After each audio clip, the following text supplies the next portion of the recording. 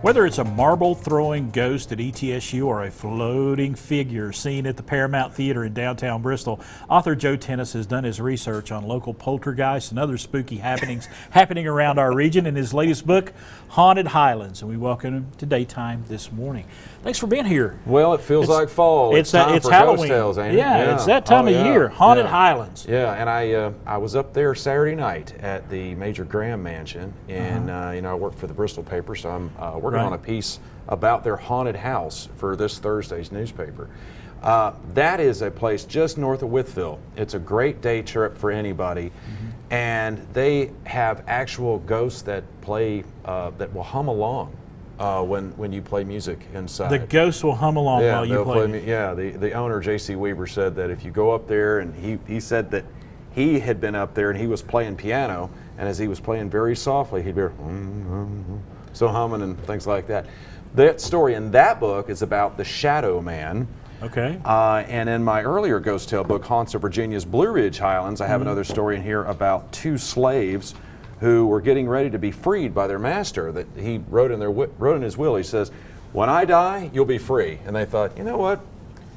If you died right now, we would be free. So they killed him.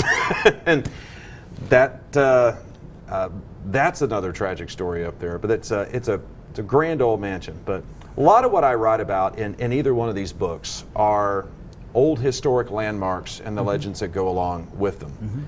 And then there's also the Marble Boy at ETSU, which is really a great campus legend about a little boy who went to the construction site when they're building Lucille Clement Hall. Right. And the story is that he had dropped his marbles down in the elevator, and he went running after him, and now he's banging these marbles around trying to see if he can get some attention. So a lot of kids have... So a lot of history in conjunction with the legends, so to speak. Yes, sir. And when you're researching these, I mean, do you try to find people that have actually experienced these things? Oh, yeah. It's really a soul-searching type thing. I mean, I like to talk to them not only about their experience. We talk about religion. We talk about, what do you believe in life after death? Right. What do you believe in? You know, if these are Satan worshipers, I get away from them. If these are people who are trying to make fun of people who are dead or stuff like that, you know, if they're just being disrespectful, I get away from them. But it's people who've had experiences, and they tell me, and they're like trembling. Right. They're scared when they talk to me. Things that they can't explain. Yeah, really. They're crying sometimes, Right. and those are the ones that, you know. And then if you find more people who've had a similar experience, then it's very convincing. Of all the tales that you've told here in these two books, which one do you put the most credence in? You're like, something's going on. Well, you know, Mountain Lake Hotel, you and I were just talking before we got on, and Mountain Lake Hotel is where they filmed Dirty Dancing, and that was on one of the networks the other night. That is a place where Mary Moody Northern, her daddy had built the hotel, and she died a month before they came up. If you can get a shot of this, a month before she came up. You hold it up. Oh, it's all right. Her photograph was up in the library for a long time, and they said that her eyeballs would move back and forth. They said that she died a month before they started filming this movie called Dancing, and they didn't want to call it Dirty Dancing because they didn't want everybody to think they were making some sort of a dirty movie up there. But today they say that if you go in room 100, and I felt this presence there, I felt something. I felt where the air was just thick. It felt like there was somebody in the room, and we knew there was nobody in the room. And people have said they have seen her face in the cabin down on the far end of the hotel.